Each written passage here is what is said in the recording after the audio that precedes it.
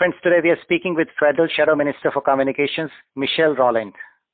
On behalf of our listeners, a very warm welcome to Geetanjali Indian program for Radio 3ZZZ. Namaste. Namaste. Thank you very much. Michelle, really appreciate that you could spare a few minutes from your busy schedule. For our listeners, I just wanted to converse with you to see how things are going. And in terms of telecom sector, what would be the priorities of the Labour government if it comes to power? Well, the priorities would be threefold. The first and most obvious one is the National Broadband Network, which, as many of your listeners will know, unfortunately is now about $20 billion over budget. And yeah, that's true. It was promised. And unfortunately, again, as many of your listeners will know, it's predominantly now being done with a second-rate copper network rather than fibre.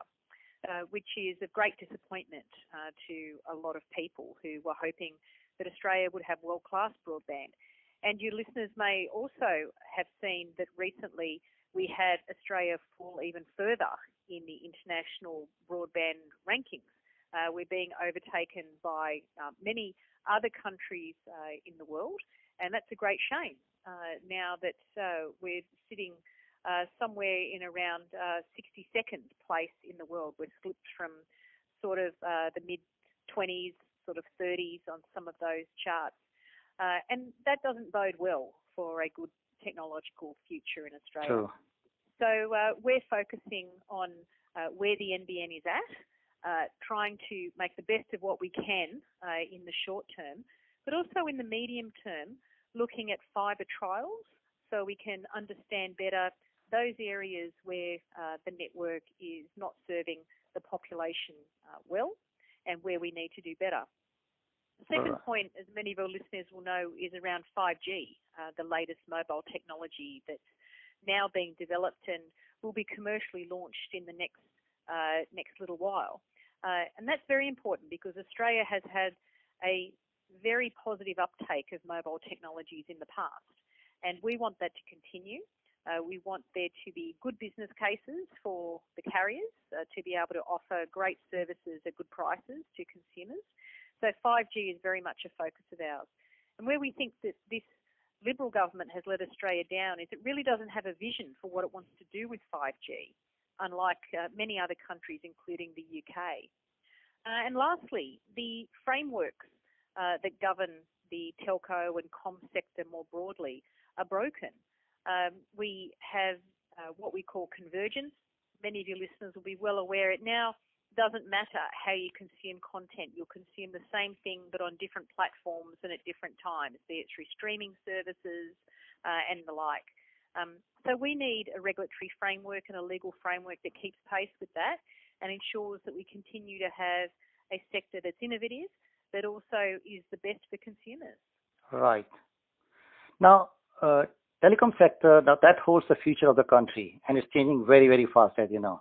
What efforts would be made to the technical development, education and programs to keep pace with the global market trends in the sector? Well, that's an excellent question, and you're very right about telco being integral to the whole economy. And I think this comes down to 2 points. We've got to make sure that people are being trained, not just young people, but everyone has the opportunities for what we call jobs of the future. And that is jobs that utilise technology, and they're often in areas where we don't traditionally think about them as being highly technological. Areas like agriculture, where smart things like 5G that I just mentioned are really going to transform the ways in which different processing is done in manufacturing and agriculture, even in the mining sector. So it's very important that we invest not only in university education that reflects that level of innovation and produces people who are well equipped for those future jobs, but also our TAFE sector. Vocational education will continue to play a very important role in everything from engineering to electronics. So it's important to be making those investments in education, in all sectors of education, from school right through to tertiary education. And that's an area that I think has really let Australia down over the last couple of years. Right. Now, coming from the same question, now how much job growth do you foresee in the technology sector in the next few years? I think that we should not underestimate how important the technology jobs of the future and even the jobs of the present are going to be. A couple of years ago, we didn't know about a cohort of jobs that we now really call data analytics. These were people who may be analysing data for marketing purposes and the like. But now data analytics is very much one of those roles that permeates everything from the financial services sector, right through to health and education.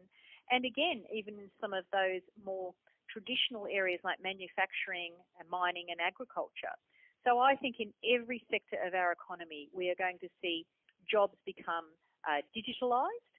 We're going to have an expectation from consumers that they'll be able to do things more easily, including interacting with their governments more easily. And again, I think this is an area where Australia has really been let down. Your listeners will remember the debacle we had with the census a couple of years ago, where that failed. Your listeners, I'm sure, will also be aware when they've had dealings with the ATO's online portal, where for some time that was not delivering and people couldn't submit their forms online. Very basic stuff about dealing with government. And you're expected more and more to interact with government online through apps and through electronic means. Even the banking sector, we know that bank closures are unfortunately pretty much the norm these days as big banks and other institutions try and move customers more and more to interact with them online. So I think we are going to see an ever-increasing role of technological jobs. And again, they'll be in areas that you normally wouldn't consider are important. Right. Very good one. Now, just coming away from the technology things, now you have always spoken for continuing the government funding for ABC. Now, what are the main reasons for that? Well, I think that, and Labor believes that ensuring we have a strong, well-funded ABC is crucial to our democracy. We have a situation in Australia where we have one of the most concentrated media ownership markets in the world. A very small number of people or controllers control huge sectors of our media, everything from online platforms to print media, radio, and television. So it's important that we have a well-funded, independent ABC. It's important to note the ABC, it's a public broadcaster. It's not a state broadcaster. And at a time when so much faith and trust in our institutions has been going backwards, the ABC consistently ranks as a trusted news source and a pillar of our democracy. Your listeners will be well aware of the phenomenon of fake news that is out there. Very true. You don't know what to trust in the media. You don't know what to trust on the internet. But more than ever, the ABC has established itself and continues to reflect Australian stories and Australian content and things that matter to Australians. And that needs to be well funded for it to continue. And also, we need to ensure that those Australian stories are told on the ABC, but also on our other important sectors of broadcasting, such as the SBS and also community radio. It's important that all of these independent sectors are well funded so they can continue to do their jobs and continue to ensure that we have a diversity of voices in our media. Just to my last question, I know it's not your portfolio, but you're one of the flag bearers of multiculturalism in Australia.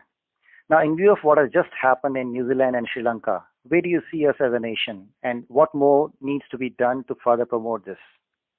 Well, I think we need to be extremely vigilant, both as a nation, but also people who are in public office like myself. We need to always be mindful that we are a multicultural nation and what we say and do matters.